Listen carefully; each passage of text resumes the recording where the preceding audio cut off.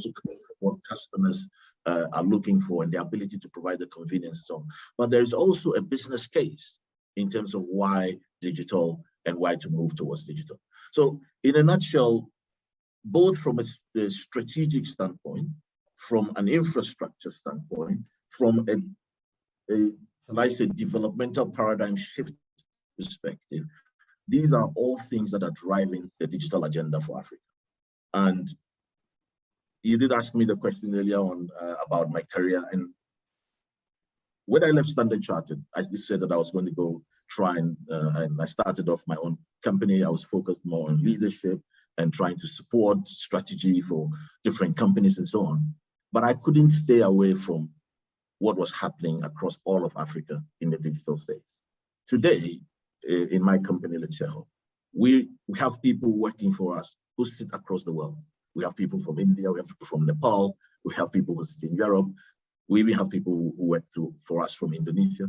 Because of the digital platform, it allows us to bring the best of talent to join our company and to deliver solutions that drive new levels of customer experience. And so I think digital and digitalization and the whole move towards becoming a digital first company for us is existential, but more so, it is also part of their success going into the future. I hope that gives a bit of a picture of the experience we've had with it. Fantastic. You've captured a lot of things, Andrew. So first and foremost, I see a lot of parallels between Africa and, say, emerging markets within Asia.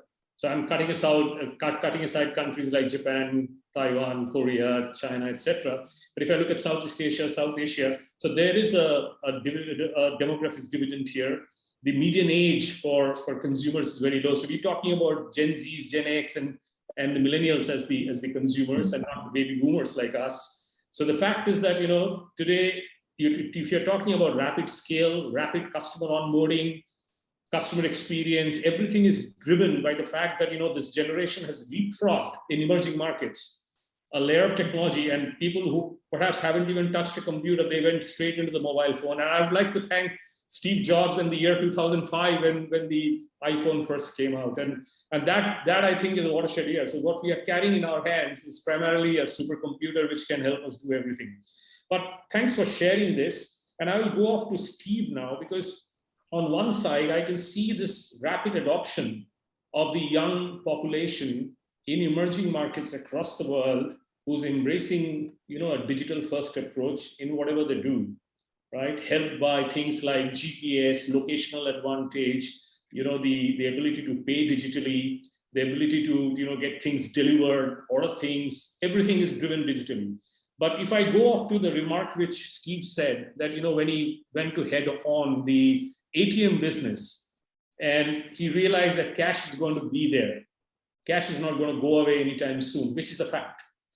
But the point which Andrew was trying to say is that so cash is like a sunset kind of a model, whereas digital transactions, digital payments, etc., is like a sunrise model. So what's your comment there? And do you see that this kind of a issue is more to do with developed versus developing markets? Because in the developed markets, you have age-old traditions, and then there are issues like personal data protection and so on and so forth, right?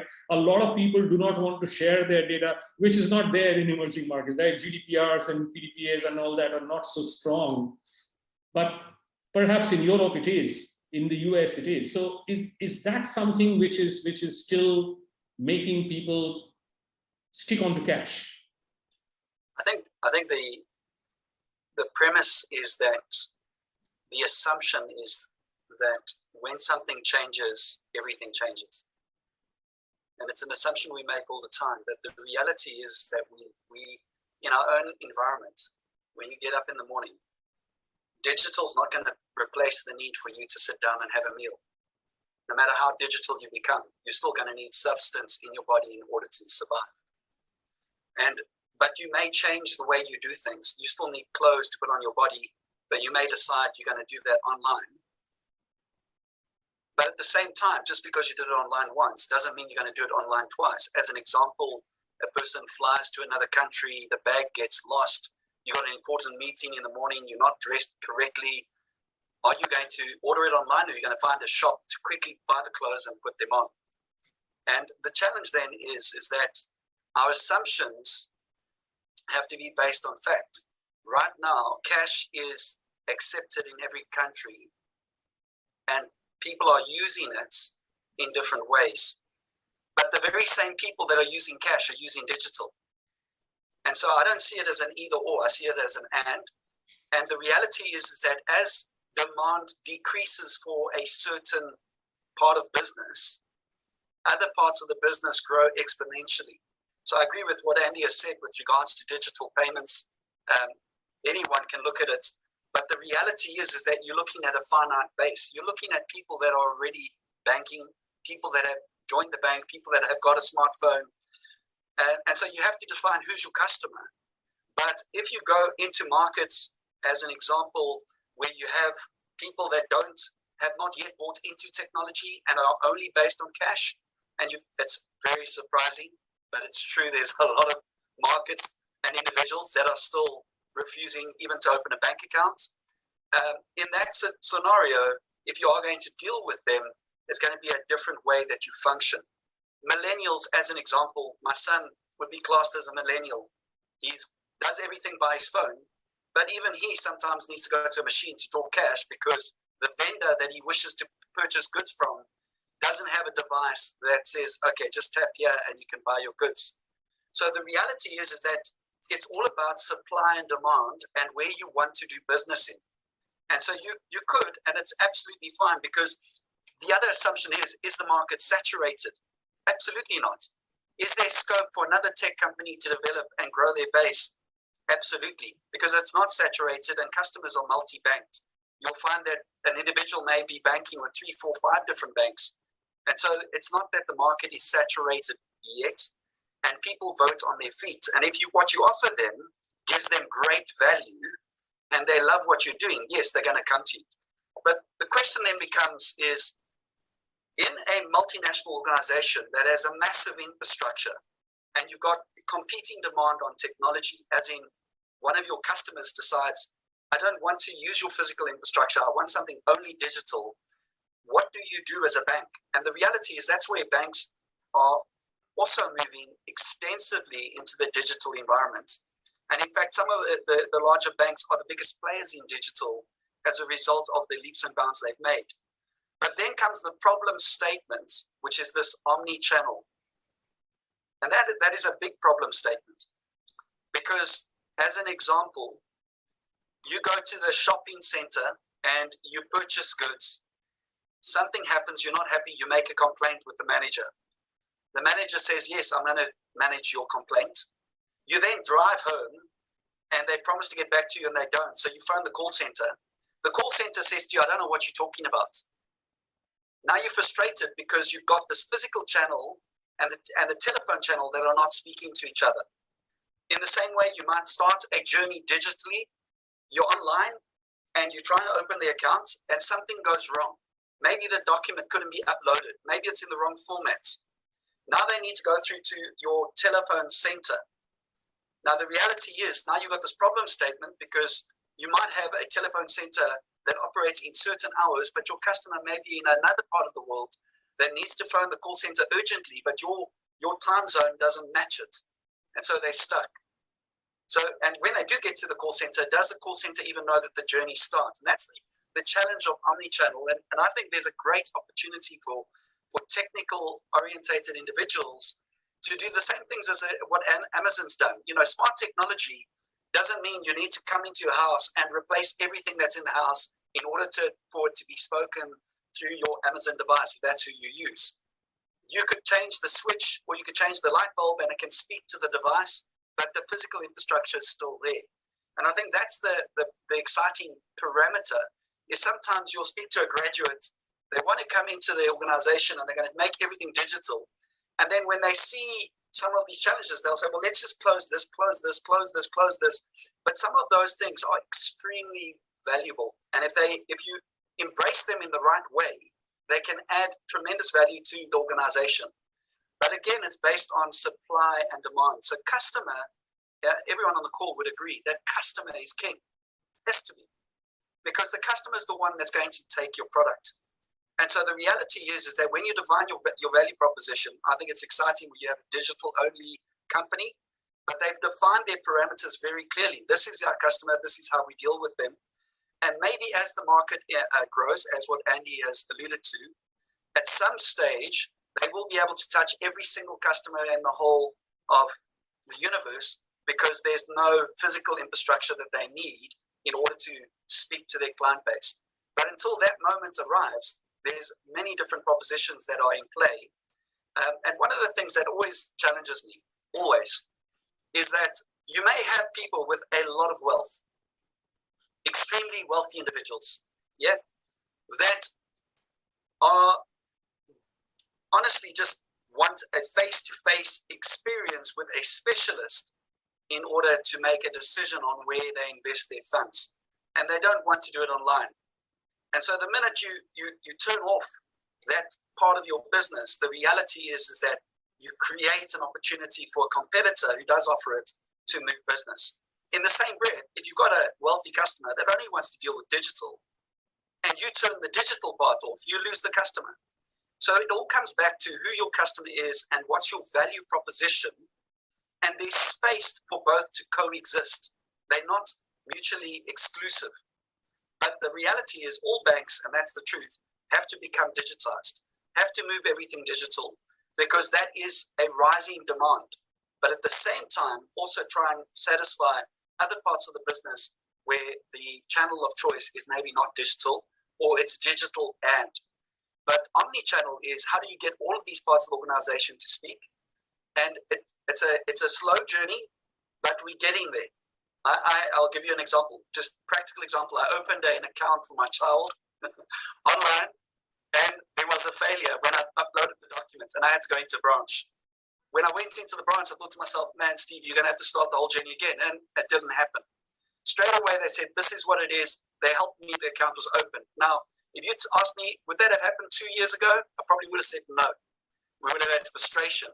But that's the beauty of omni-channel, but also understanding who your customer is, what do they want, and how do you get your whole organization to work as one team to meet customer demand. And that honestly is a work in progress, and it's a continuing growing work. From a cash perspective, the biggest challenge you've got on cash is exactly that, and that is where customers refuse to move to digital. That is the biggest challenge, which hasn't been overcome yet. But I think as legislation changes, things change, you'll find that starts to decrease. And as I said, as it starts to decrease, then the other channels become more prevalent. And as a result, you always have to cater for both. Wonderful. So on a lighter note, you mentioned the fact that when you wake up in the morning, of course, the digital world is not going to come and tell you what you want to eat in breakfast or bring the breakfast to you. But the fact is today people are waking up to an Alexa, and Alexa is telling them, what should be the ideal breakfast for you today. And the fact that, people are actually depending on Alexa to tell them, what's the mood and what music to play and so on and so forth. So it's interesting to see that, you also mentioned the word customer is king, but Steve Jobs very famously said that, the customer doesn't know what he wants. You got to tell them what they need. That's a fact, because, before the advent of the smartphone, did we realize that we need a gadget like that? We were living happily till the smartphone came along and changed our lives, right? So that's also a fact of life that, we have to also think in terms of creating products which perhaps doesn't exist. And that creates a hole that opens up a whole new market. And coming to your breakfast point, you'll be perhaps be surprised to see places in China or in Korea which is so digital that coffee is getting served by robots, and there are robotic arms which are doing, the chopping job in the kitchens. And this is reality.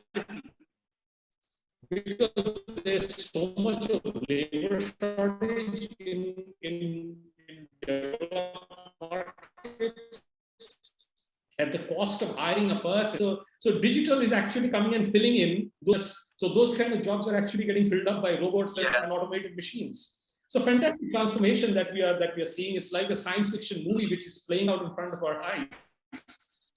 That's the beautiful part of our journey. But coming back to Chomak, so you're sitting in the Middle East, which is supposed to be, a place which is still driven by very conservative outlook, oil and gas driven money.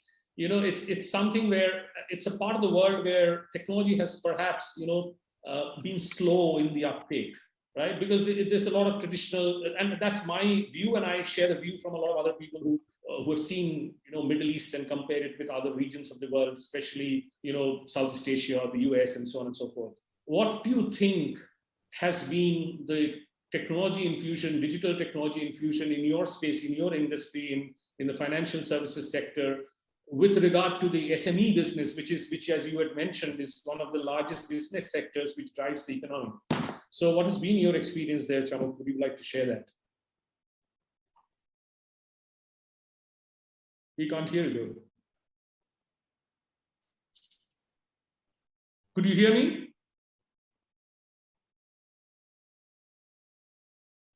Guys, can you hear me? Yes, I can hear you. Yeah. Sorry, Abhijit. I was not able to unmute. Did you get my question? Yeah, I heard your question. Okay. The region that I represent, or where I've spent about 27 years, you are absolutely spot on. This particular segment, although it is 90% of the business in any of the GCC countries, the SMEs comprises about 90% of the business houses here. Let me tell you one thing, that digitization still in this part of the world is in a very, very infant stage. People still, even today, follow the normal analog route of transacting. Digitization has not reached that level in the Gulf countries as it should have been or was expected, primarily because the initiative of digitization in Middle East or so-called GCC countries only started post-implementation of VAT. As I'm sure all of you are aware, that there was nothing called tax in these countries. There was no income tax, no sales tax, no import taxes, no export taxes. There was nothing. The word tax was not prevalent. It did not exist in this part of the world. When in 2017 VAT was introduced amongst majority of these GCC countries, that's when the government actually also parallelly started introducing the digitization process. Now, if you have an economy where 90% of your revenues or your business owners are falling within the SME umbrella, and when I say SME, the behavior, the nature of SMEs are all similar worldwide. It doesn't make any difference whether you are an SME in Singapore or you are an SME in Dubai or you are an SME in India. The nature still remains the same. So the most difficult part of digitization was to make these SME owners understand, why do you really need to digitize? And that journey started from end of 2017 and the journey still goes on. And I just heard you that, there were robots where delivery of any goods was done, not manually, but through robots, yes. And I saw that in the Expo 2020, which just concluded in Dubai. I don't know whether any one of you attended Expo. If you had gone to Expo, you order a food through your app and it actually gets delivered through a robot. And wherever you are sitting in the Expo pavilion, the robot had the capabilities to find you. It had a tracking system. Wherever you are, it will straight come and stop in front of you and deliver your food that you had ordered through different apps. So coming back to the question that, how will the SMEs benefit? Well, I have seen the journey of these SMEs. Like I said, I've spent 27 years in Dubai. I've seen the ups and downs of the SME business. Let me tell you, first of all, that we need to understand what is the purpose of digitization. Why do a SME needs to digitize? Because it involves a lot of cost, a lot of money. See, the fundamental purpose of digitization is basically to enable automation. Apart from automation, you also need to increase your data quality.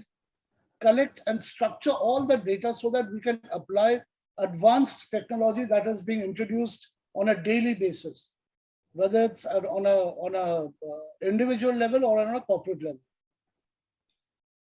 Secondly, I would say digitization is of crucial importance for data processing, storage, and transmission, because it allows transmission of information of all kinds in all formats to be carried out very, very efficiently. So that is one of the benefits that the SMEs have started noticing. Then you have these digital tools, which brings many significant benefits for these small SMEs. And one of the biggest problems that the SMEs face is the cash flow problems. And this is a problem that probably you will see across all the SMEs worldwide.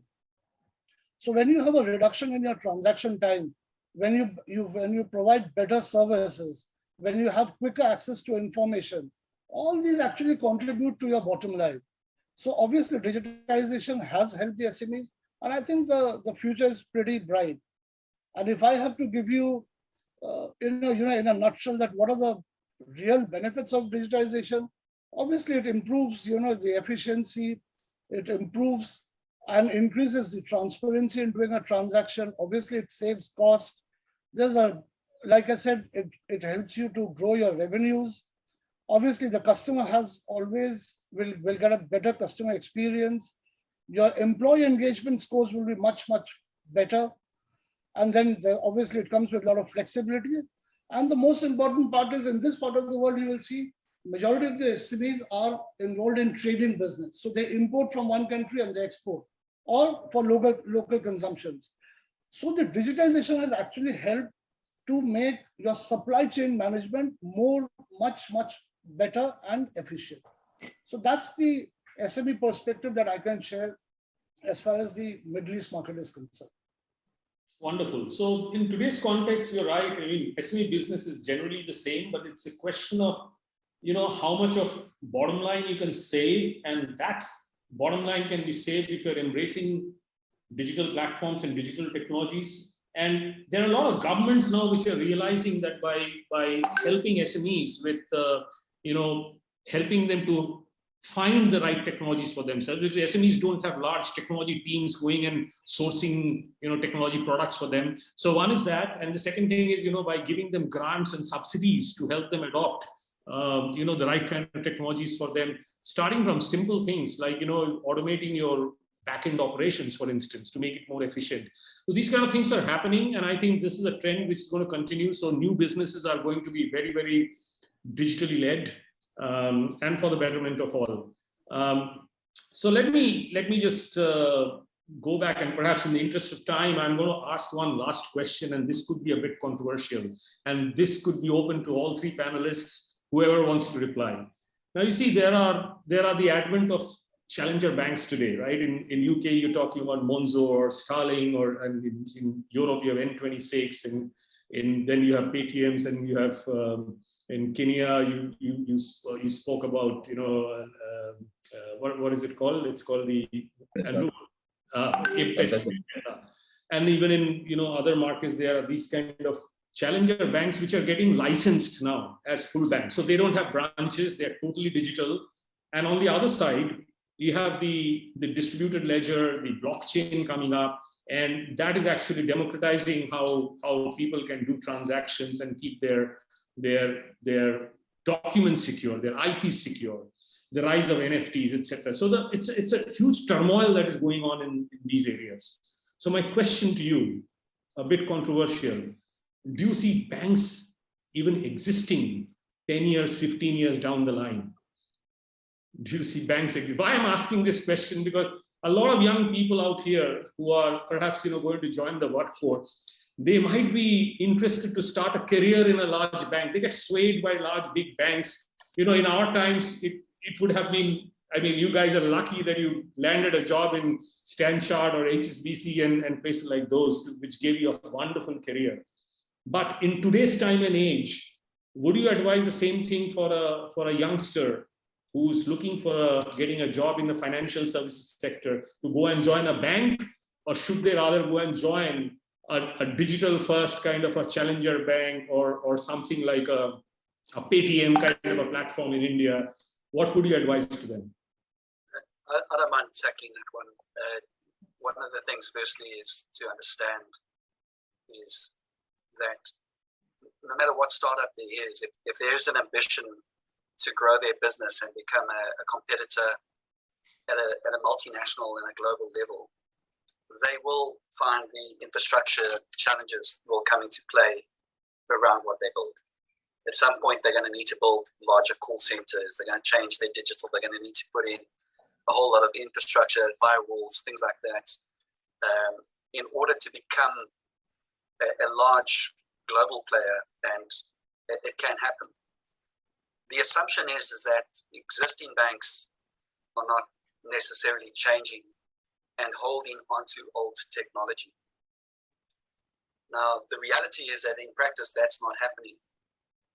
Individual companies, different banks are at the same pace, rapidly changing into digital organizations. And in fact, a vast majority of the large banks offer digital-only accounts and a digital-only platform for their customer base. But it's something that's changing all the time. But the excitement is around where you've got this massive organization. How do you, as an individual, add value and solve some of the challenges that exist within that physical infrastructure that's there? So it's got a massive, I think, for anyone joining the organization, if they're looking for a big challenge, I think that's really a great place to be. But in the same breath, I think there's also equally space for the new challenges, because they're equally growing as well. And like I said, right from my starting statement, we're not in a finite field, as in everyone in the world is banked, and therefore, if a startup starts, they in turn are, it's a win-lose. I think it's a win-win. People have got accounts multi-banked all the time, and I think there's enough space in the market for absolute growth. And I think that was a statement I always used to tell the team in Ghana. You know, when they complained about competitors, I always ask them the question, are we saturated in Ghana? And if the answer is no, it's saying, while you're spending so much time looking at your competitor, you're not working. Rather focus on what your job is and get into the market and do some exciting stuff. And you'll find any company that's worth their salt, they have got an eye on the competitor, but they're very good at what they know they're very good at. And they grow in their own markets, and they keep on growing. So my challenge in terms of your question is that it depends on the challenge that the individual wants. If they're looking for a challenger in a global company and saying, how do I make all of these things hum and build an omni-channel that's going to do some exciting things for customers and offer great customer acquisition, then absolutely, that's a great place to live. But if their excitement is, let's start something new, and they're entrepreneurial, they want to start something new that's a standalone, that's not got anything in it, it's got another opportunity for them. And there's definitely space for growth. The other thing about large corporates, which is really good, is that there's a lot of opportunity in different types of roles, which is exciting, so that you're not locked in. I mean, sometimes that can be in itself appealing. If I look at my own career, I've been in many different functions, roles, and that's added a lot of favor to me. But I do believe there's space for both. Wonderful. Any other comments? Andrew, Chama? Well, actually, to be honest, in the last 20-25 years, I have seen 3 major mergers, and I've been part of all the 3. When I started working with Standard Chartered, I was part of the merger between Greenlays and Standard Chartered in Dubai. Then when I was with Emirates Bank merged with National Bank of Dubai. These are 2 giant banks of Dubai, again, government owned. I was part of that. Then my 3rd merger I witnessed was when I was part of First Gulf Bank and National Bank of Abu Dhabi, which was the biggest bank in UAE. Although I have seen these mergers, but I still feel that, yes, you still have an opportunity to work for a bank. See, banks are here to stay. Banks will not run away. Whether you need people, whether the banks will move to digital platforms, this is a very debatable subject. You know, there can be lots of debates on that, on this particular subject, but I feel there's still opportunity, although banks are moving towards digitalization. Even 3 years back, you could have never imagined in Dubai that you can open an account without even visiting the bank. But today you can do it. Whether you want to open a personal account or whether you want to open a company account, you don't need to visit the bank at all. The government of UAE has issued an identity card, and that card is good enough. That card captures each and every information about an individual or a company. If you give that card, and if that card is swiped on the bank's machine, it can get all the information that is required and is captured with the government of UAE. So it is becoming easier. But again, coming back to your question, Abhijit, whether you will recommend people to move towards financial institutions or banks, yes, why not? Why not? The banks are here to stay. Digitalization will be part of that particular business. It will be part of the journey, but the opportunities will still come. So my take on this is, yes, I think it's a good career opportunity. If you get a chance to work for a bank, definitely take it up. Good point, Shamak. I think, you're right. Banks are here to stay, but perhaps the roles within the bank may change. And I think the generation which is getting into the workforce now, they have to understand one thing, that they are getting into a world where they are facing jobs which didn't exist 10 years back, 5 years back. When a kid talks about being a data scientist or an AI specialist, these jobs didn't exist 10 years back. So today, what academia and the workforce has to come together to make themselves skilled, ready to face this changing world. So perhaps the job bank institution will be there, but the person walking in to get a job within a bank has to be very differently wired to be able to be successful, to build a career within that bank. Because the roles are changing, isn't it? Absolutely. Yeah, and Abhijit, I don't know if there's just a couple of minutes, I'll add to the comments from my fellow panelists, and I'll probably be a little bit more skewed towards a firmer decision around the fact that digital probably is the future. In fact, what I like to say is, in the past, we made a lot of references and we talked about digital as, oh, there's a digital revolution ongoing. I think we've passed that. I think digital is no longer a revolution. I think digital is now life. I think digital is happening and it is what it is. I agree with Steve with respect to the fact that, yes, the larger companies still offer quite a lot in terms of your training, in terms of the discipline, in terms of understanding the skills that you grow.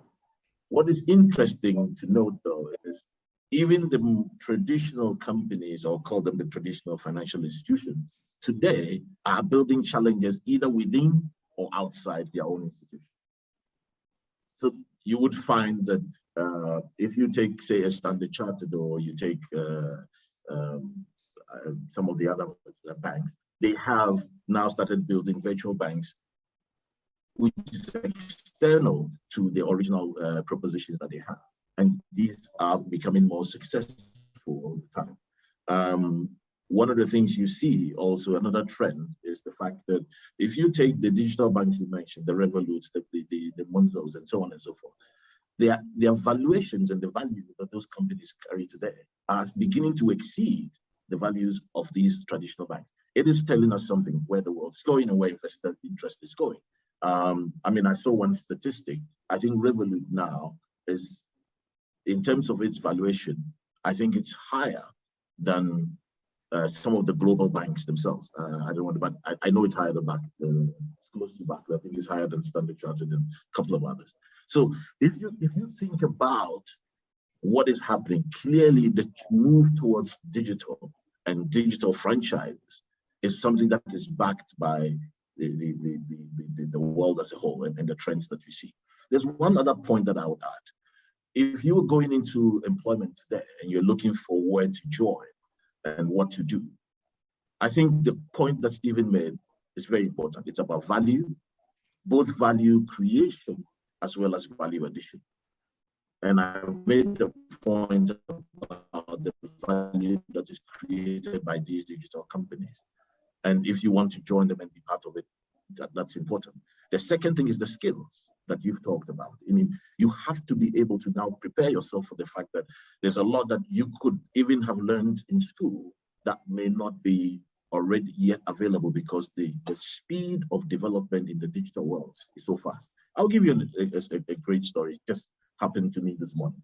So I called up, there was one issue that I experienced about on our digital. So that I called up our head of customer experience. And I said, so what happens if a customer faces this problem? He said, no, what we're building today is that we're using a combination of robotic technology and AI. So we're building a capability where the bot will be able to recognize what has happened with the customer and offer a couple of options. Either the customer can talk to somebody or send an information somewhere.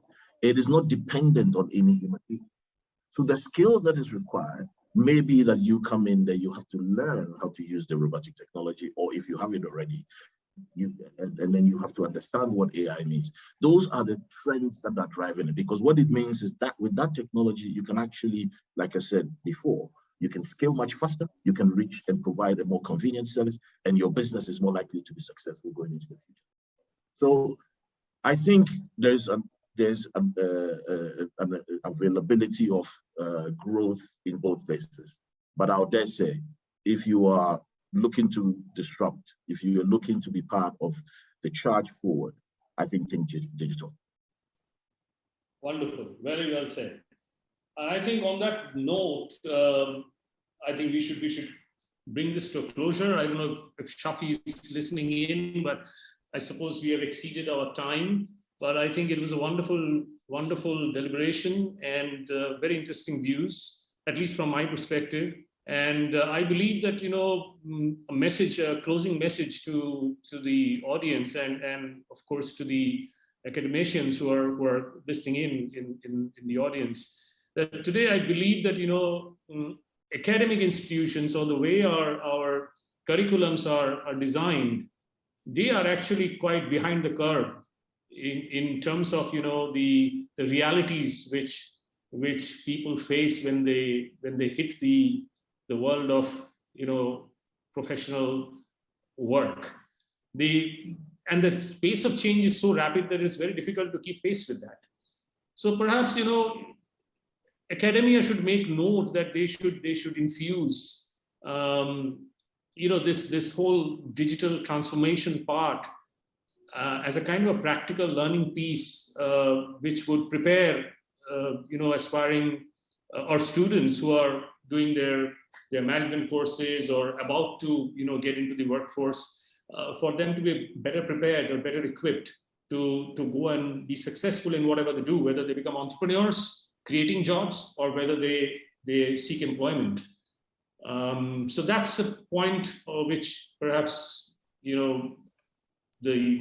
Thank you very much for hammering that in, because one of the purposes behind this webinar was actually to help us, and I'm not just academic, but I'm also a part of the corporate sector as I do a bit of work in that space as well, was to get a sense of how does the business world see this whole process of transformation, of digitalization, and so on. And I'm, on behalf of IQ City World School of Business, much grateful to you, and to Andy, and to Chomok, and to Steve.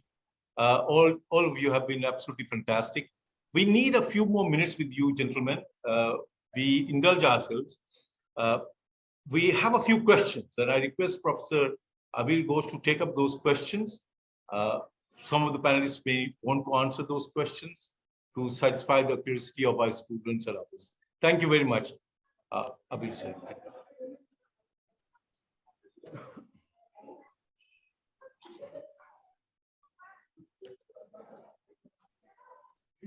Good evening, good afternoon, depending on the time zone you are there.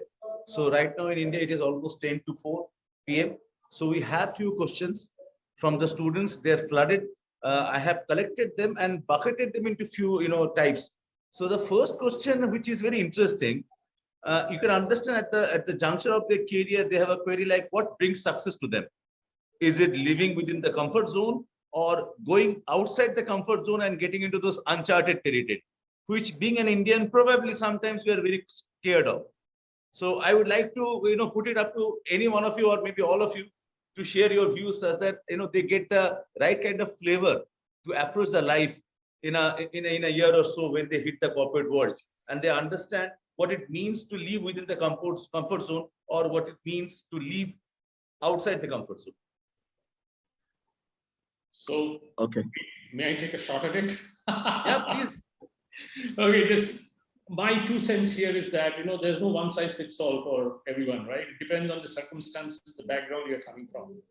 The fact is that, when we were graduating, we were concerned about the fact that our parents have slogged it out to give us the best of education they could give. And it was time to pay back. So we had a responsibility on our head, and we didn't have so much of opportunities. And in our times, failure was looked down upon. It was a taboo. If you failed, yes, you're dead. Your neighborhood will look at you and point fingers at your parents, right? But if you look at the real world today failure is looked upon in the US. The whole mindset is that if you haven't failed, that means you haven't learned. You haven't tried, right? So the fact is that, failure means that you're learning. It's a learning values. And the best part is that if somebody wants to risk it to become an entrepreneur, unlike our times, there was no capital available. You either had to take money from your dad or your uncle or borrow money, and banks never give you money, right? For a first-time entrepreneur. Today, there are people, there are angel investors, there are groups, there are bodies within the government which are encouraging entrepreneurism. So there are people, so there is that seed capital or whatever you may call it is available for people to take a risk without risking their own money, provided they want to try it out.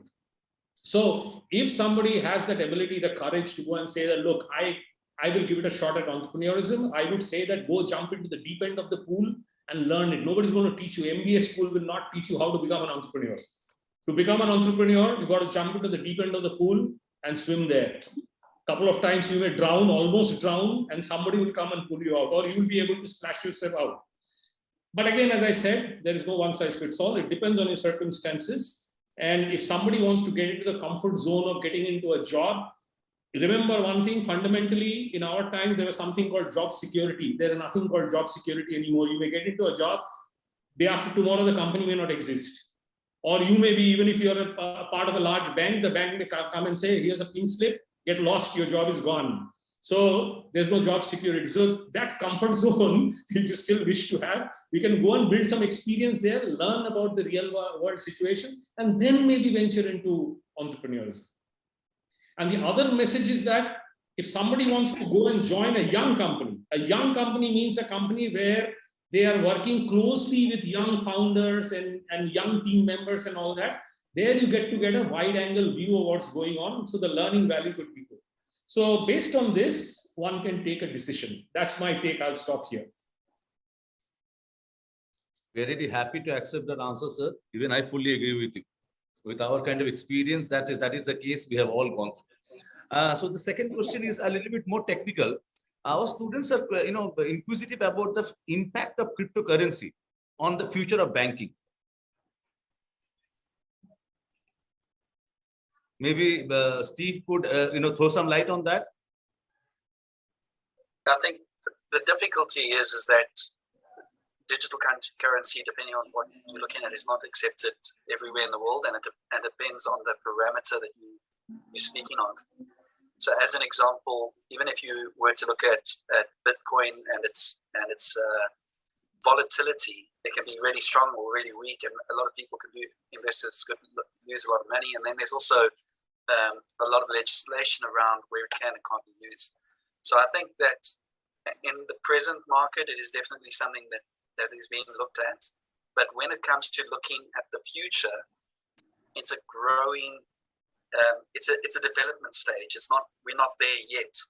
But the reality is the question is around, on the digital components, everything can be done at the moment digitally in the majority of transactions using the infrastructure that's already there.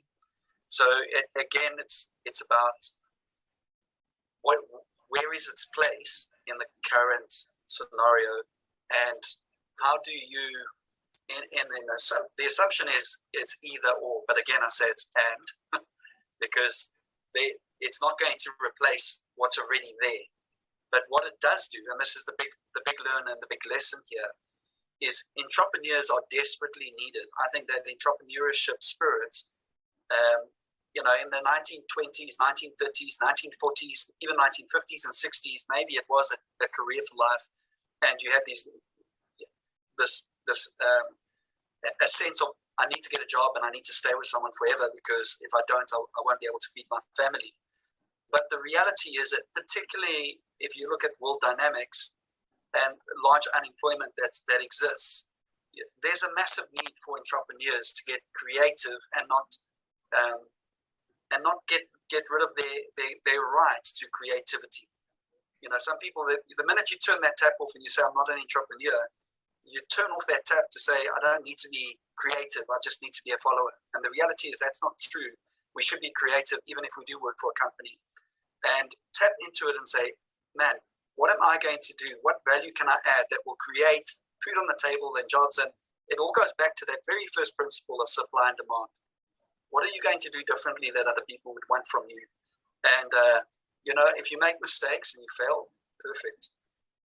But the problem is, the minute you start trying to put a finite parameter around things, you get stuck, because then you stop thinking. So it's like, well, it's either, as an example, Bitcoin, or you use the banking. No, it's not. There's other things will start to develop as well. So I'm a big supporter of entrepreneurship. And I think, to be honest, it's a desperate need. And I don't think we have enough entrepreneurs at the moment. I think there's a massive, massive need for more of them. And use the infrastructure around you, but be creative and do the right thing. And on digital currency, it's a work in progress. It's not there yet. And so even if you look around, it's very, very volatile. And I think a lot of people have been hurt, but a lot of people have also made a lot of money. But the reality is, until such time that it is accepted worldwide globally, it's going to keep on being a talking point. But in the same breath, what it does do is challenge thinking in banking to say, we also need to make sure that everything we do is digital. And I think every bank is doing that. There's not one, in my opinion, there's not one bank that doesn't have a digital offering presently.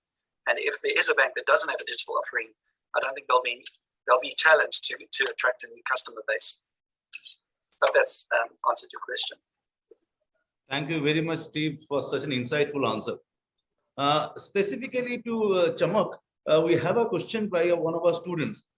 In certain parts of the country in India, there are poor rate of digitization, specifically in unorganized sectors. So if you could throw some light how to overcome that particular challenge. If you have poor rate of digitization in certain unorganized sectors in countries like India, which are emerging yet. So what could be the probable steps as that those sectors can pick up with the growing ones? It's not only in India, there are a lot of countries where digitization has not actually moved forward. And primarily, if you look at it, what I feel is, if you look at the SME owners, you need to get them educated. You need to have them properly trained. You need to give them incentives. You need to make them come on a platform and attend seminars, webinars like this, so that they can understand the importance of getting digitized. I completely agree with this particular question that yes, even in UAE, we have this particular challenge. Majority of these SME owners have very, very poor financial management. So obviously, because of that, these people are very, very skeptical to move from paper-based transactions, moving towards digitalization. So yes, what the government does here in this part of the world is you get a lot of incentives. Even when you form a new company, if you are doing it through a digital platform, the charges are different. You go to the economic department, you pay more. So there has to be incentives, there has to be proper training, there has to be proper hand-holding. These are the initiatives that the local authorities have to take and help the SME segment. Thank you, sir. Thank you. Thank you, sir. It was really wonderful. The last question for today's discussion. Does being digital put a company ahead of its peers on the scale of sustainability?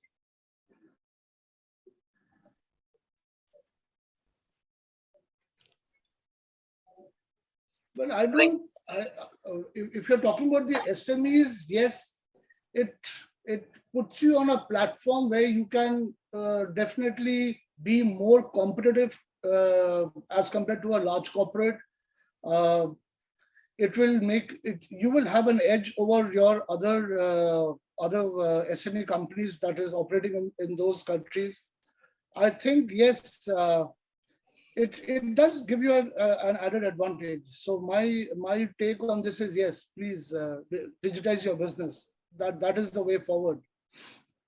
If I may add something here, I mean, let's go back 20 years, right? If you're opening a shop, your ability, your area of influence to bring in customers would be very, very limited to perhaps the radius within which you're operating, right? So digital has actually helped you to cross borders, across regions, embrace new customers, rapidly onboard them, give them better customer experience, and do transactions in a far more efficient way at a much lesser cost. So I think, of course, I mean, whoever has spent more or invested more on digitizing their platforms or their business models or their business processes certainly would have an edge over the others who haven't. It's a no-brainer. Yeah, I completely agree with Abhijit on this, because at the end of the day, you reduce your cost, you grow your revenues by reaching cross-border customers. It brings in a lot of flexibility. And the most important part is when you digitize, your supply chain management improves drastically. Correct. Because today, you look at each country, they are either importing or they are either exporting. The local consumption is there. If you look at India, yes, you have a large local consumption base, but countries like UAE, Oman, Bahrain, they're very small in size. So it really affects the supply chain management, and that's where digitization plays a very, very important role. And I completely second Abhijit on that. And I think for me personally, it's a case of how good your digital system is, that it can embrace other channels. As an example, Amazon in India has a large customer base that does the ordering online, but pays for the goods they order with cash. And so they built a platform that caters for cash, as well as the digital, doing all things digital. So it depends on how good you are at streamlining the process, that you can embrace people that don't want to do business the same way that you do business. And then you make the difficult choice, because sometimes a company will say, look, we accept that we're not going to be able to go after that market segment. So they'll be excluded from our value proposition, but that might be a very profitable market segment that you might want to embrace. So it's about how do you develop a great digital system that can accommodate people that are not digital. And I think that then you're onto a winner, and you can be very, very competitive in the market, because your market is a much larger market. And I think many on the call would be familiar with a lot of people that are not did all things digital yet. And so in the back of their mind, it'll be a case of whatever I develop, how do I embrace their needs? And that's why I say it's customer centric. And I guarantee you 10 years from now, if we had the same call, it'll be very different. The world will look very different to where it is now. But then it's a question of very small. In South Africa, we spent millions building a system that was going to allow business to business and the ordering of supplies, things like that. And it actually didn't work. And a lot of money was wasted. And it's only because its timing was wrong. If that system was launched just 5 years later, it would have worked, because everyone then had the technology they needed to use it. But at that stage, it wasn't there yet. So it's a case of this, of saying, look, I'm going to build something. I'm going to do something spectacular, but I can tweak it as we go along. So you'll start to see a decline in some of the traditional methods of doing business and an increase in digital. And does your system accommodate that? And I think then you definitely have a competitive advantage. I think I'll just add one thing on the flip side of all of this. There's one scare factor which is there for everybody who's into the digital world is, the cyber hacks, the phishing, the malware, etc. That's growing, the cyber threat that's happening. So it requires a lot of, digital education for people who are in the digital world using digital platforms, so that they don't get hoodwinked by these cyber threats. So infrastructure is very critical. So security, cyber security is very critical.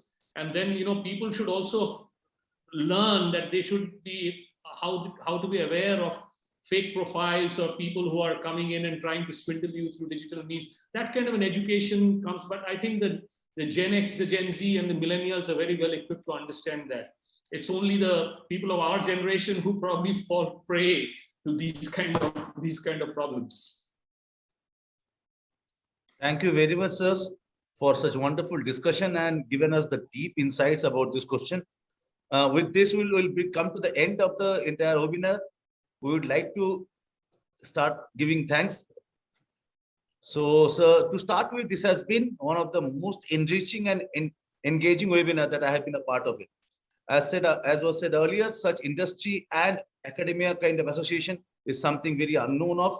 Mr. Ukai's thought and the transformation as a leader has given us the insights how to become a leader. The young aspirants who would like to become a leader must learn a lot from him. Mr. Jacobs' engaging narrative and the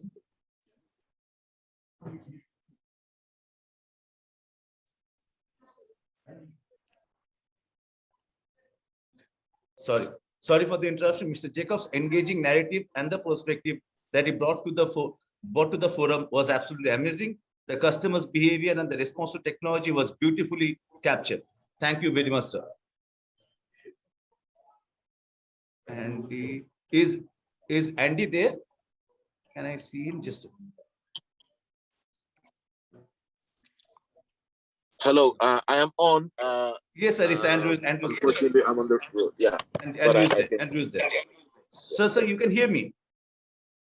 I can hear you. Yeah. Now I can. Yeah. Thank you. Mr. Chamak Banerjee's depth of knowledge and understanding was of immense value to us, particularly for youngsters who would like to set up their own business. The learning for anybody who aspires to become SME. So after this, I would like to request Andy sir for sharing something. Mr. Ukai. Hello. Hello. We can hear you, sir. We can hear you. Okay. So you would like to say something? I was. Oh yeah, I mean, obviously it's a bit gone past now. Sorry, but I had wanted to contribute to the question around whether digitization drives sustainability of your business. But I think Chamak has did a lot of justice to that question. Just the point to make that the trends we see today apply from multiple standpoints. That digital is not just only with the financial services themselves per se.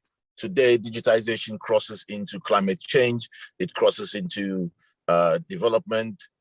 You know about the UN sustainability, the Sustainable Development Goals, the SDGs. All of that is today supported very strongly by the digital technology, and through that you add to your business and allows the business to stay more.